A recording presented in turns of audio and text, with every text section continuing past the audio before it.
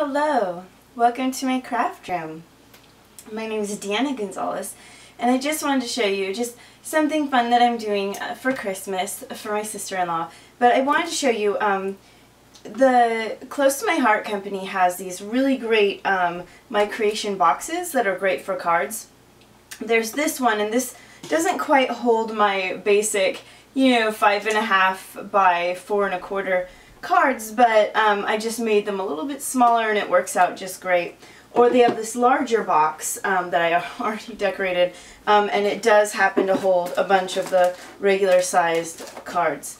So I wanted to show you a few things that you could do with these things, as well as just basic, boxes that you can cut on your Silhouette, your Cricut, your Eclipse, whatever you have. Sometimes they'll come, you'll get a box cut, and it'll, like with the Silhouette machine anyway, they'll come with like some extra little squares that you can then like cut in different colors, different papers, and decorate your box, basically sort of how I have this one. Now, I want to show you something fun that I did for a friend. So just do a quick a close-up. So this is how I did the top, and I just measured how large the top was and then just went in just a little bit. And you can do that on any of your things. For the flap, I just laid it down, traced the paper, and then cut it out, and it fit just fine. And again, just kind of trying to trace it, figure it out, and it looks really nice. Now, I did not dot the edges on this. I just wanted a beautiful, clean cut little box. So I did that with this one, and then just added, some of the cardboard sort of stickers that Close to My Heart has, and I added little stickamabobbies. I believe they'd be more like, the rhinestones or whatever, but I like stickamabobbies. So I put stickamabobbies there to extrally decorate that. And then this is something I've done where I took the Silhouette machine and cut these boxes, and I was able to do with the Stampin' Up's My Digital Studio, I took the Floral District papers and just kind of printed up these papers, then cut this out for the base of the box, and then this one to decorate both of them, but just giving it a little bit of a different look to go for the same kind of a thing. And now what I'm going to be doing is taking this box. Now I've already measured and cut some of these out and daubed the edges. I want this to look kind of outdoorsy, ruggedy. My sister-in-law really loves owls and things like that. Even he's I guess he's an adult, but to me he's still just like a baby adult, I guess. But when he proposed, he had all these strings like with signs dangling down, and I helped him with that. It was a lot of fun.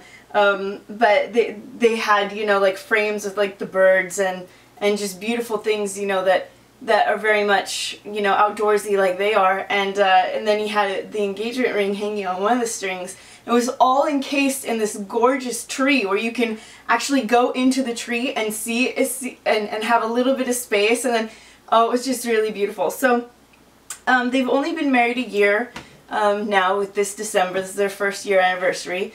Very cute, adorable little couple. They're very sweet, very loving. I love them. They're just so cute. So for this Christmas, I wanted to do something, give her some cards, but also make sure it was kind of like owly. So I took this Silhouette cut, and I'm just going to put it down like this, and put the little owl kind of like here. So I think that's really cute, and this is the card set that will be going inside of the box. So why don't we just get started with this.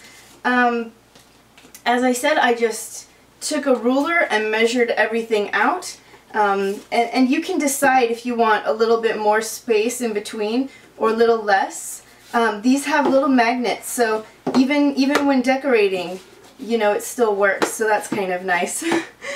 But I did sand the edges on these because I wanted to make it so that, now I'm having funny times with my sticker roller machines, but I did want to make sure that that some of the ink would pop out on the edges. And if you sand the edges a bit, you know, it gives it that lighter bit of a look. So that's kind of nice.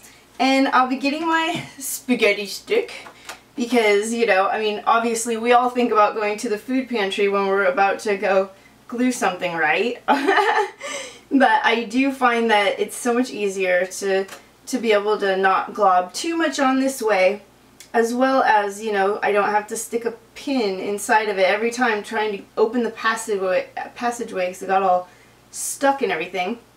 The other thing, you know, at first when you're using it, it's a bit rigid because, you know, it doesn't have glue buildup. But as glue builds up on the edges, it makes it easier and easier to just glide that glue right on. So I do find that to be helpful. Anyway, yeah, my little glue stick. Oh, spaghetti, who would have thought? So I'm just going to come in here and try to line this up the best that I can. And I really, really love the way that this box has been coming together. Just really wanted it to be something extra special. And, you know, if you're, you know, kind of, you know, getting cramped with time and Christmas is, you know, a couple days away, you know, if you have a box laying around and you could just quickly measure and cut little squares of pretty papers, that could help with a rush job. So just going to take the Close to My Heart chocolate and use that to be daubing the edges here. And just probably not, maybe I'll do this. I don't like to fully close these a lot of times because I don't have the easiest time reopening. So yeah, even though these are meant to be closed on the behind part, like here, just snap down in, I don't always do that just because of that. So yeah, it might seem funny, but I'm just a little bit of color. I want the white to still shine through so that all the white in here will still match. It won't seem too prominent, as well as the fact that, you know, I kind of want to make sure that when you open the box, I didn't want to have to daub all the inside. So if there's a little bit of white shining through, it doesn't make that such a harsh contrast. And that's how I feel anyway. I don't think it's a harsh contrast. But anyway, yeah, when I saw this owl on the Silhouette store, because, you know, with the Silhouette store, you can purchase a subscription so that your dye, the cuts are so much cheaper. You just get a certain amount of money per month that you would spend. They'll charge you, you know, the best deal being, of course, you know, you spend $19.99 or something like that, like a month, and then you get $150 worth, you know, of cuts that month. And so then you can just go shopping and have so much fun, and all you spent was $20 instead of the $150, but you got that much stuff. And then also they have smaller subscriptions. The deals aren't as good because you can do like like probably $14.99 or something like that, and then you get probably like $50 or something, so it's not quite the same deal. Like for $5 more you get, you know, $100 more worth, you know, kind of a thing. And I think there's a $10 one a month, a $9.99 one, but, you know, with how easy it is to spend way too much money on dyes, it's not so bad, right?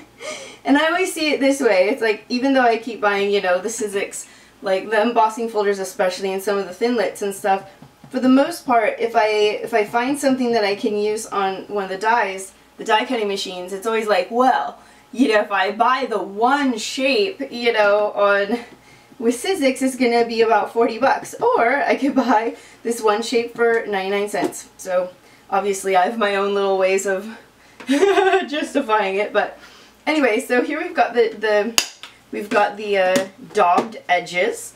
And now we're just going to come alongside and add our adorable little owl. And I think I want to make sure my hat is not off the page. So where do I need this? Maybe if I do that, that works. So I'll try to place this right. Sometimes placement's the hardest, and once it's glued down, it's glued down. It's probably not going somewhere. So I want to make sure I do a good job of this. And again, just using my fancy dancy spaghetti stick just to get a little bit. If you can see here, the little edges, sometimes that can be a real problem if you're just using the bottle. And I find that just using a little bit of spaghetti stick, you know, I can get just the right amount so that I'm not going to get too much of an oozy happening when I put it down. So, let me see. I think, ooh, I got some glue on the other side. Wow. Or no, maybe that's just the paper. I use the Close to My Heart paper, and the base of it is white, so if you sand it, you get this great white finish.